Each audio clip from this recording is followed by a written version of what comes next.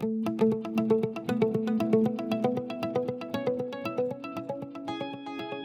Operation section has additional fields to capture more information.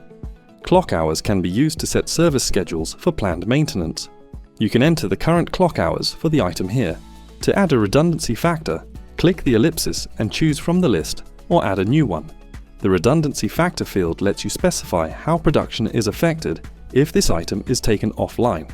For instance, if you have 4 of the same items on site and one goes out of operation, the redundancy factor would be 25 to indicate 25% capacity.